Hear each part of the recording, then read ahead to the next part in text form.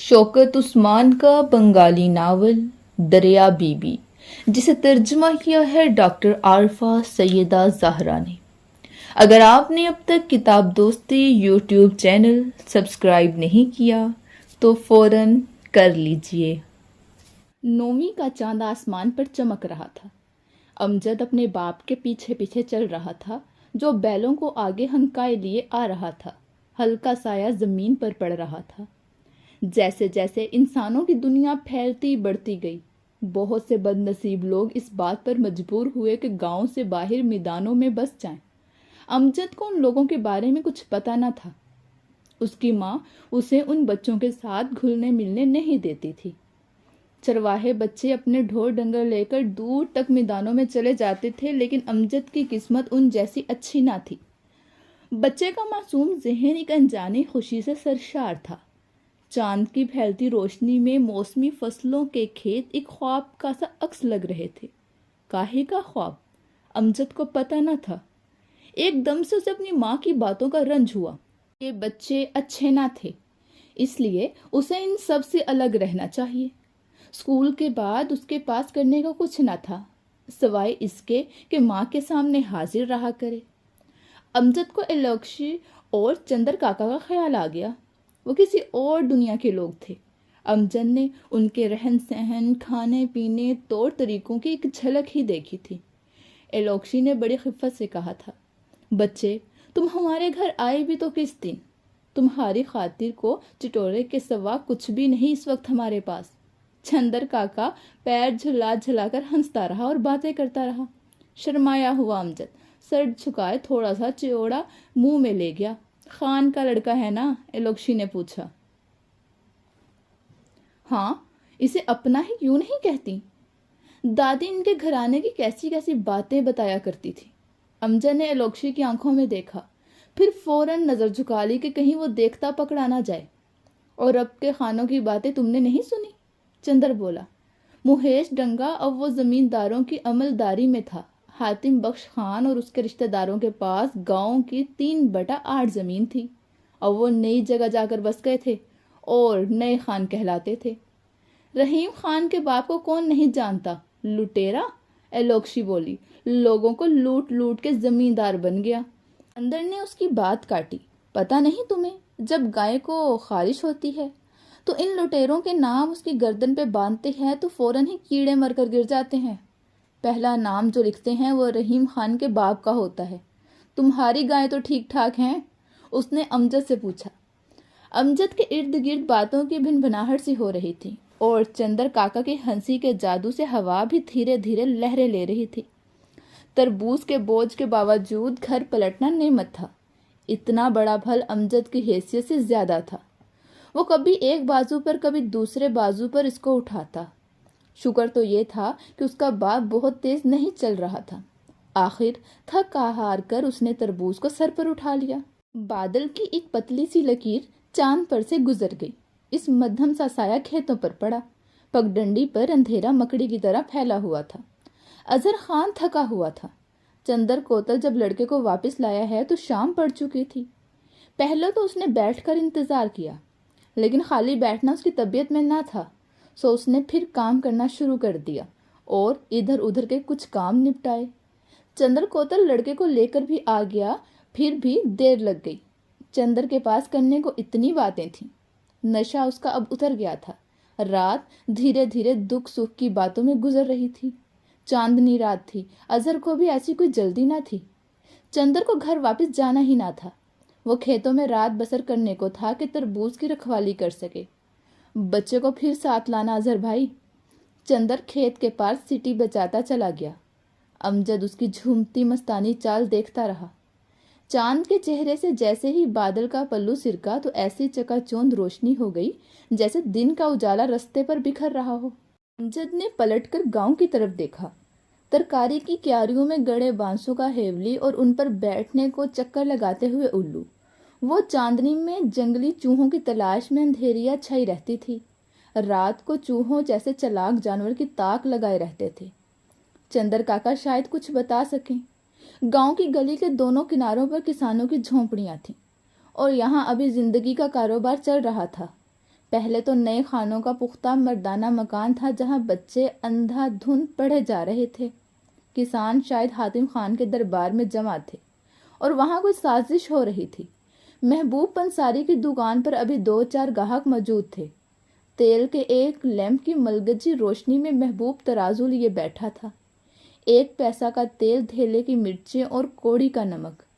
پنساری کی ذرا سی دکان اپنے گاہکوں کی ضرورت کو کافی تھی۔ دن میں تو کسی کو فرصت نہ ہوتی، دکانداری شام کو چلتی۔ محبوب کی دکان پر روز کی طرح لیمپ ابھی تک جل رہا تھا۔ اظہر خان نے ہل کندھے سے اتار کر زمین پر رکھا، خود بھی بیٹھ گیا اور اپنے گمچے سے خود کو ہوا دینے لگا۔ ہاؤ! بیل اظہر کی آواز سنتے ہی رک گئی۔ امو بیٹے، تربوز نیچے رکھ اور ذرا دکان تک تو دوڑ۔ امجد نے پھل احتیاط سے زمین پر رکھا کہ کہیں زور سے رکھا تو پھانکوں کی کھیلیں ہو جائیں گی۔ لو، یہ 2 پیسے لو، میں ذرا سستا لوں، یہ ہل بھاری ہوتا جاتا ہے۔ ابا لاؤ 1.5 پیسے کی بیڑی اور دھیلے کی ماچس۔ اظہر نے لونگی کی ڈب میں سے خالی ڈبیاں نکالی۔ لو ڈبیا لے جاؤ یا تمہیں کوئی 20 تیلیاں دے گا، گن کر لینا بیٹے۔ پیسے ہاتھ میں لیے امجد کچھ ہچکچا رہا تھا۔ کیا بات ہے؟ میرا جی نہیں چاہتا جانے کو۔ کیوں؟ دھیلے کی تیلیاں لیتے مجھے شرم آتی ہے، اسی لیے میرا خیال ہے کہ تمہیں اسکول نہیں بھیجنا چاہیے۔ جب غریب کے بچے امیروں کی اولاد کے ساتھ اٹھنے بیٹھنے لگتے ہیں تو یہی ہوتا ہے۔ امجد اس سے پہلے دکان سے 1 پیسے کی گولیاں اپنے لیے تو لینے گیا تھا، لیکن گھر کے لیے سودا کبھی نہیں لایا تھا۔ اسے اپنا یہ پہلا کام بڑا بوجھ لگ رہا تھا۔ جاؤ! اظہر کی آواز ملائم نہیں تھی۔ ہر کوئی اپنی حیثیت کے مطابق خریدتا ہے، اس میں شرم کی کیا بات ہے؟ امجد لوٹا مگر شرم سے کھسیایا ہوا۔ اس کے پاس تیلیاں ختم ہو گئی ہیں۔ کہتا ہے 10 لے لو، کوڑی کا نمک دے دوں گا۔ ٹھیک ہے، لے آؤ۔ اظہر خان نے تیلیاں گنی، نمک کی پوڑیاں، ماچس کی ڈبیاں اور بیڑیاں سنبھال کر بولا، چلو بیٹے چلیں۔ تربوز اب 10 گنا بھاری ہو گیا تھا۔ کھیتوں میں اسے لیے دوڑنے کا چاؤ غائب ہو گیا تھا۔ اپنے باپ کو دیکھ کر اس کا گلا روند گیا تھا، جیسے وہ 2 بیلوں کے ساتھ تیسرا جانور ہل کندھے پر رکھے چلا جا رہا ہو۔ نفرت کے سانپ نے اس کے سینے میں پھنکار بھری۔ منہ لٹکائے وہ باپ کے پیچھے پیچھے چلتا رہا۔ خان کے گھر کا راستہ اور بھی تنگ تھا۔ دونوں طرف بید اور کلک کی جھاڑیاں آگے تک اگ آئی تھیں۔ یہاں چاندنی بھی احتیاط سے درختوں کے نیچے اترتی تھی۔ رستہ بھی مشکل نظر آتا تھا۔ اظہر خان اور بھی آہستہ آہستہ چل رہا تھا، کہیں ہل کا دھار بیلوں میں نہ الجھ جائے۔ امو بیٹے، میرے بالکل پیچھے پیچھے آنا۔ امجد باپ کا لہجہ پہچانتا تھا، اس میں فکر و پریشانی محبت بن کر چاندنی کی طرح چھنتی تھی۔ امو، ابا، خفا ہوں مجھ سے؟ امجد فوراً جواب نہ دے سکا۔ کیا باپ نے اس کا ذہن پڑھ لیا ہے؟ نہیں ابا، ہل کی تلوار بیلوں میں پھنس گئی۔ اظہر کو رکنا پڑا۔ بیٹے، اس بیل کو تو رسے سے ہٹا دو۔ بڑی مشکل سے امجد نے ہل کا پھل بیلوں سے چھڑایا۔ اظہر اور بھی محتاط ہو گیا۔ اظہر خان نے کہا، ہمیں اپنی غربت سے نہیں شرمانا چاہیے، یہ تو اللہ تعالیٰ کی مرضی ہے۔ اگر تم ایسا کرو گے تو اللہ تعالیٰ ناراض ہو جائے گا۔ امجد چپ چاپ سنتا رہا۔ چھدری آبادی کے اس گاؤں میں ٹڈیاں وقت کا حساب رکھتی تھیں۔ گولر کے بڑے سے پیڑ پر لنگور چاند کی روشنی میں ابھی تک ہوشیار تھے۔ اس کے بچوں کی تت تت تت سنائی دے رہی تھی۔ اس رستے پر اکیلے چلنے کی ہمت امجد میں نہ تھی۔ گولر کے نیچے پیر کا مزار تھا۔ جمعے کی شام کو گاؤں والے یہاں نظر چڑھانے آتے۔ لوگ کہتے تھے کہ آدھی رات کے بعد پرہیزگار درویش اسدھے پر بیٹھ کر گاؤں کا چکر لگاتے ہیں۔ مرحوم درویش بہت مہربان تھے۔ شاہ کرمان خراسانی سب کے دکھوں کا بوجھ ایک اکیلے نے اٹھا لیا تھا۔ چھوٹی چھوٹی بیماریوں میں یہ مقبرہ یا مزار گاؤں والوں کی اکلوتی پناہ گاہ تھی۔ امجد میں اتنی ہمت نہ تھی کہ وہ آنکھ اٹھا کر گولر کے تنے پر نظر ڈالتا، جس کا گھیر ہی 30 فٹ تھا۔ 2 بڑی بڑی ٹہنیوں کے بیچ میں ایک سوراخ تھا جس میں اژدہا رہتا تھا۔ وہ دن میں بھی کبھی کبھار نکل آتا، لیکن کسی سے غرض نہ رکھتا۔ ہزاروں کہانیاں تھیں، ڈھیروں تو امجد نے دریا بی بی سے سنی تھیں اور اس کے رونگٹے کھڑے ہو جایا کرتے تھے۔ یہ زندہ پیر تھے۔ ان کے مزار پر ہندو مسلمان دونوں قربانی کا چڑھاوا چڑھاتے۔ اندھیرے میں گولر کے پکتے پھل پٹ پٹ کرتے رہتے۔ امجد اس آواز سے مانوس تھا۔ اس نے سوچا، صبح تڑکے ہی وہ یہ پھل چننے آئے گا۔ وہ ایک ویران مکان کے پاس سے گزرے جس کی کلی کی ہوئی دیواریں ہی کھڑی رہ گئی تھیں۔ بس اب ذرا سا رستہ اور ہے، پھر وہ اپنے گھر کی پگڈنڈی پر ہوں گے۔ امجد کا دل خوشی سے ناچ رہا تھا۔ وہ بار بار دھاری دار تربوز کو دیکھتا۔ اماں بہت خوش ہوگی۔ نویں کا چاند دھیرے دھیرے مغرب کی طرف سرک رہا تھا، جیسے آسمان کا زینہ اتر رہا ہو۔ سفید بادل اس کے گلے لگے ساتھ ساتھ تھے۔ سب کچھ ایسے تھا جیسے ایک پرسکون جھیل ہو۔ باہر والے مکان تک پہنچتے ہی امجد باپ سے آگے نکل گیا۔ یہ جگہ اسے اپنے ہاتھ کی لکیروں کی طرح ازبر تھی۔ چھپر کے سامنے پہنچ کر وہ سہم گیا۔ اسے ایسا لگا جیسے کسی اجنبی کا سایہ اس کے پاس سے ہو کر گزرا ہو۔ باپ سے اس نے کچھ نہ کہا، ایک پل کر رکا اور پھر باپ کے پیچھے پیچھے چلنے لگا۔ اظہر خان کا دھیان کہیں اور تھا، اسے کچھ دکھائی نہ دیا۔ امو ذرا ٹھہرو، میں بیل باندھ لوں اور ہل رکھ دوں۔ امجد نے بد دلی سے تربوز مکان کے برآمدے میں رکھ دیا۔ اسے اپنے باپ سے ڈر لگتا تھا، ورنہ وہ مرا جا رہا تھا کہ بھاگ کے جائے اور اپنی ماں کو چھمبے میں ڈال دے۔ آج تک اس گھر میں کون ایسا خوبصورت تربوز لایا تھا؟ اس چھپر میں کونے میں ہل، دوسرے میں اوزار رکھے رہتے تھے۔ بارش کے دنوں میں دوسرے کونے میں بھوسا رکھا جاتا تھا۔ اگر مہمان آ جائے تو دوسری طرف کے دونوں کونے ان کے لیے ہوتے۔ اظہر ہل رکھ کر جیسے ہی مڑا، اسے ایسا لگا جیسے چھپر سے ایک سایہ دلان کی طرف گزرا ہے۔ کون ہے؟ کسی نے جواب تو نہ دیا، لیکن سایہ ساکت ہو گیا۔ کون ہے؟ امجد آنگن میں کھڑا تھا اور اسے ڈر لگ رہا تھا۔ باہر والے گھر میں جن گھس آیا تھا کیا؟ اپنی ماں سے اس نے جنوں کی کہانیاں سنی تھیں۔ اس گھر میں کلام پاک کا نسخہ رکھا تھا، جن اسے پڑھنے آتے تھے۔ اظہر کو اس بات پر بہت غصہ آتا تھا کہ بچوں کو اس طرح کی کہانیاں سنائی جاتی، لیکن اس وقت وہ بھی دبدبے میں تھا۔ کون ہے؟ وہ زور سے چلایا۔ ایک ڈنڈا ہاتھ میں لیے وہ دلان سے آنگن میں کودا۔ سایہ سسکیاں لینے لگا۔ اظہر نے امجد کو پکارا، یہاں آؤ امو۔ کون ہے یہ ایک چھوٹی سی ننگی پتنگی بچی تھی۔ بے نام سی روشنی میں اظہر نے اپنی بیٹی نعیمہ کو پہچانا۔ نمو تم یہاں؟ بچی نے کوئی جواب نہیں دیا اور زور سے سسکیاں بھرنے لگی۔ تم اتنی رات گئے یہاں کیا کر رہی ہو؟ اظہر زور سے بولا۔ اور ماں کہاں ہے تمہاری؟ دریا بیوی اندر سے نکلی۔ اتنا شور کاہے کو مچا رکھا ہے؟ اظہر خان نے بیوی سے سرزنش کے لہجے میں پوچھا۔ ایک بھوکی پیاسی بچی اور گھر کے باہر اتنی رات گئے، اور تم اتنا بھی نہیں کر سکتی کہ ہمیں کچھ دھیان رکھنا چاہیے؟ میں نے بہت سمجھ لیا۔ دریا بیوی نعیمہ کی طرف بڑھی۔ اس نے مارنے کو ہاتھ اٹھایا۔ ذرا ٹھہر حرام زادی، 3 برس کی ہو گئی اور منہ سے پھوٹ نہیں سکتی؟ اظہر خان نے غصے میں آگ بگولا بیوی کو دیکھا۔ کیا ہوا مجھے بتاؤ۔ اپنی بڑی لڑکی اور اپنی دھوتی گنوا آئی؟ اظہر خان نے پوچھا۔ کون سی؟ وہی جو اگلے دن تم ہاٹ سے لائے تھے؟ اظہر نے ایک سسکی لی۔ اور یہ ایسی بے وقوف ہے، بے وقوف کی جنی، کہ یہ تک نہیں بتا سکتی کہ دھوتی گم کیسے ہو گئی۔ سو تم نے اسے پیٹا؟ دریا بیوی چلائی۔ ہاں مجھے پتا ہے، میرے ہاتھ کو پتا ہے اور اس کی پیٹھ کو۔ اظہر خان نے بچی کو اپنی طرف کھینچا اور پیار سے اس کی پیٹھ سہلانے لگا۔ کیا کیا ہے تم نے؟ ساری پیٹھ پر بدیاں پڑی ہوئی ہیں۔ میں ہی جانتی ہوں غریبی کیا ہوتی ہے، اور اس پر یہ لوگ میرے ساتھ یہ کریں۔ اظہر خان کو اپنے پڑوسیوں پر غصہ آ گیا۔ چوروں کا پڑوس ہے، ذرا سی لونڈیا اپنے کپڑوں کا اتنا خیال تو نہیں کر سکتی؟ کھل کر کہیں گر گئی ہوگی۔ سب کے سب چور ہیں۔ دریا بیوی بولی۔ میں نے ایک ایک سے پوچھا، کوئی کچھ نہیں بتاتا۔ بھاڑ میں ڈالو، چلو بچی کو گود میں لے لو۔ اظہر نے سائبان میں بیل باندھے اور بھوسا کے 1-2 گٹھے اس کے سامنے ڈالے۔ نعیمہ کسی طرح باپ کو نہیں چھوڑ رہی تھی۔ جیسے ہی دریا بیوی نے اسے اٹھایا، اس نے پھر رونا شروع کر دیا۔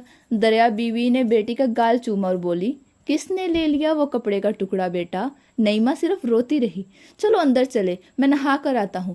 تربوز ہاتھ میں لیے امجد ماں کے پیچھے پیچھے ہو لیا۔ اسے افسوس تھا کہ کسی کا دھیان اس کی طرف گیا ہی نہیں۔ جس فخر کی اسے امید تھی وہ خاک میں مل گئی۔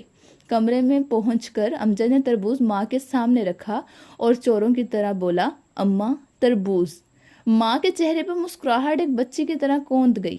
ارے امو، کس نے دیا رے تجھے اتنا بڑا تربوز؟ کھیتوں والے چندر کاکا نے، یہ تو پکا ہوا ہے۔ دریا بیوی امجد کو دیکھ کر مسکرائی۔ امجد کا جی خوش ہو گیا۔ دریا بیوی نے نعیمہ سے کہا، دیکھو ادھر، تربوز کھاؤ گی ہے نا؟ اس نے پھل کو کئی بار انگلی سے ٹھوک بجا کر دیکھا۔ بیٹے، یہ ابھی پوری طرح پکا نہیں، 1-2 دن اسے رکھا رہنے دو۔ نعیمہ کے چہرے پر مسکراہٹ نظر آئی۔ ماں، تم بھی کھاؤ گی؟ ٹانگیں پھیلا کر دریا بی بی چٹائی پر بیٹھ گئی اور امجد سے بھی اپنے پاس بیٹھنے کو کہا۔ امجد نے دن بھر کی کہانی ماں کو سنائی۔ دریا بی بی ایک دیا اور کرنجے کا تیل اٹھا لائی۔ مٹی کا تیل خریدنے کو اس کے پاس پیسے ہمیشہ نہیں ہوتے تھے۔ تڑکے ہی کرنجے کے بیچ چننے کو نکل کھڑی ہوتی اور پھر تیلی سے ان کا تیل نکلوا لاتی۔ جاؤ جا کے کچھ پڑھ لو، سارا دن جنگلی کھجوریں اور گولر چنتے رہتے ہو، کچھ کرنجے کے بیج نہیں چن سکتے کیا؟ نہیں ماں، جس نے بڑا درد سہا تھا پڑھ کے سو گئی، آج جی بھر کر مار کھائی اس نے۔ اتنی رات گئے امجد کو اسکول کا کام کرنا اچھا نہیں لگتا تھا، لیکن ماں سے شکایت کرنے کا کچھ فائدہ نہ تھا۔ وہ دیے کی بجھی بجھی روشنی میں پڑھنے بیٹھ گیا۔ دریا بی بی گھر کے کام کاج میں لگ گئی۔ پڑوس میں اور بھی 2-4 لوگوں کے کپڑے لگتے چوری ہوئے تھے۔ دریا بی بی کو اس کا رنج تھا۔ وہ کپڑے کا ٹکڑا یوں تو 3 روپے کا ہی تھا، لیکن دریا بی بی جانتی تھی کہ وہ بڑی محنت کے پیسے تھے۔ کھانا کھا کر اظہر دلان میں بیٹھا حقہ پیتا رہا۔ امجد اپنے ہی خیالوں میں گم تھا۔ دریا بی بی اس مل کی روئی سے بیج نکالتی رہی۔ یہ چوٹٹ بچوں کے کپڑوں پر ہی نظر رکھتے ہیں۔ اور کس کس کے کپڑے چوری ہوئے؟ امجد نے پوچھا۔ موتی کے لڑکے کی دھوتی، ذاکر کی بیٹی کی ساڑی اور بھی بہت سونکے۔ اظہر نے حقہ کا گہرا کش لیا۔ یہ گاؤں نیچ ہوتا جا رہا ہے، خانوں کی تو عزت ہی نہیں رہ گئی۔ دریا بی بی نے ہونٹ سکیڑے، مگر اظہر نے اس پر توجہ نہ دی۔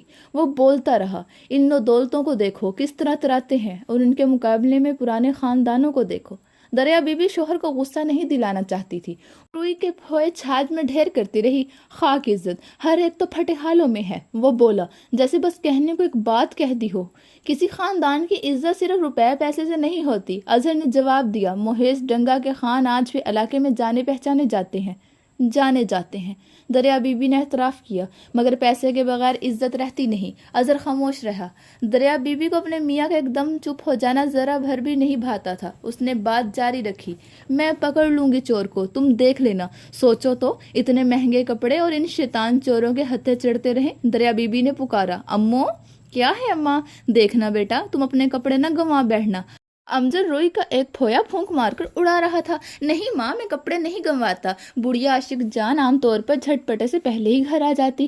آج کوئی نرالی بات نہ تھی، وہ اونچا سنتی تھی، لیکن بعض اوقات جو کچھ دوسرے کہہ رہے ہوتے اسے اتنی اچھی طرح سمجھ جاتی کہ بہری معلوم نہ ہوتی۔ بہت سے اس کو سیانی بہری کہتے تھے۔ میاں بیوی کی باتیں اس کے کانوں تک بھی پہنچی۔ وہ جلدی لیٹ گئی تھی، لیکن اسے نیند نہیں آ رہی تھی۔ عام طور پر رات کے پچھلے بہر وہ 2-4 گھڑی سو لیتی۔ خلاف توقع عاشق جان اپنے کمرے سے باہر آ گئی۔ اپنی چچی کو دلان میں آتے دیکھ کر اظہر نے پوچھا، کیا بات ہے چچی؟ اظہر اس بوڑھی سے نرمی سے پیش آتا تھا۔ ایک کوٹری ہی تو تھی اس کے پاس، اس کے سوا اس کے لیے کیا کرتا تھا؟ اپنے بال بچوں کی ہی مشکل سے پوری پڑتی تھی۔ کچھ نہیں بیٹا۔ عاشق جان دلان میں بیٹھ گئی، پھر بات کرنے کی خاطر اس نے کہا، اگلے وقتوں میں کیسا گھر آنا تھا تمہارا؟ وہ بولی، اب دریا وہ اسے چلاتی ہے، اچھی لڑکی ہے یہ، جن کے لیے ساری تعریف کی جا رہی تھی اس نے آنکھ اٹھا کر بھی نہ دیکھا۔ تمہاری تکلیف میرے سامنے ہے، عاشق جان نے اضافہ کیا۔ اب دریا بی بی نے اس کی طرف ایک غصہ بھری نظر ڈالی۔ میاں بیوی آپس میں اپنے گھر پر ہزاروں باتیں کر سکتے ہیں، لیکن اس معاملے میں کوئی دخل دے یہ اسے گوارا نہ تھا۔ عاشق جان نے بھی بات پوری نہیں کی تھی۔ نیکی اب تو رہی ہی نہیں۔ وہ بولی، غریب کو تو کوئی آنکھ اٹھا کر نہیں دیکھتا دریا بو۔ کیا؟ دریا بی بی نے رکھائی سے جواب دیا، تمہارے پاس کپڑے کم ہیں، میرے پاس 2-4 ساڑیاں ہیں۔ عاشق جان نے اپنی بغل میں سے انہیں باہر نکالا، یہ تم لے لو، میرے پاس ابھی بہت ہیں۔ دریا بی بی کی آواز کٹیلی تھی، کہاں سے ملی ہیں تم کو؟ انیرو چودھری کی ماں مر گئی، کل اس نے غریبوں کو کھانا کھلایا اور زکوٰۃ میں سے کپڑے دیے۔ زکوٰۃ؟ زکوٰۃ؟ دریا بی بی پھٹ پڑی۔ دانت پیستے ہوئے اس نے پھر دہرایا، زکوٰۃ؟ اب میں زکوٰۃ لوں گی؟ میرا میاں ابھی جیتا نہیں کیا؟ میرا بیٹا، یہ بات تمہارے منہ سے نکلی کیسے؟ دریا بیوی نے ٹھوکر مار کر ساڑیاں دلان سے باہر پھینک دی۔ اظہر کی سمجھ میں یہ معاملہ کچھ آیا نہیں۔ وہ اٹھا اور دلان کے نیچے سے ساڑیاں اٹھا کر لے آیا۔ میں بتائے دیتی ہوں، دوبارہ ایسی بات مت کہنا، گھر سے نکال باہر کروں گی میں۔ تمہاری زکوٰۃ کو میں 7 دفعہ ٹھوکر مارتی ہوں۔ امجد کے پیر وہیں جم گئے۔ اظہر خان بالکل خاموش بیٹھا رہا، لگتا تھا دلان میں سے کوئی طوفان گزر گیا ہو۔ آدھی رات کو دریا بی بی کی آنکھ کھلی، امجد وہاں نہیں تھا، کہاں چلا گیا؟ وہ بے سد سو رہا تھا اور عاشق جان اکڑوں بیٹھی تھی، گھٹنوں میں اپنا چہرہ دیے، اس کے سن جیسے سفید بال بکھرے ہوئے تھے۔ کوٹری میں سسکیوں کی آواز تھی۔ کیا عاشق جان رو رہی تھی؟ دریا بی بی نے اس کی طرف دیکھا، ایسا لگتا تھا غریب نے عورت کا روپ لے کر کوٹری کے ایک کونے میں پناہ لے رکھی ہو۔ انسان اللہ تعالیٰ کی سب سے عظیم مخلوق ہے، کیا ہو گیا انہیں؟ دریا بی بی بے چین ہو گئی، غربت کی آگ میں زندگی جیسی دولت جل کر راکھ ہو گئی۔ پہلی دفعہ غربت کا ننگا روپ دریا بی بی پر کھلا۔ وہ ایک سنہرے دیس کی جلا وطن شہزادی کی طرح یہاں کیوں آ گئی؟ کیوں آئی وہ یہاں؟ اسے جلتے زخموں کا سا درد محسوس ہوا۔ اس نے دیا پھونک مار کر بجھایا۔ پھر دریا بی بی اندھیرے میں عاشق جان کے پاس آئی اور بولی، خالہ۔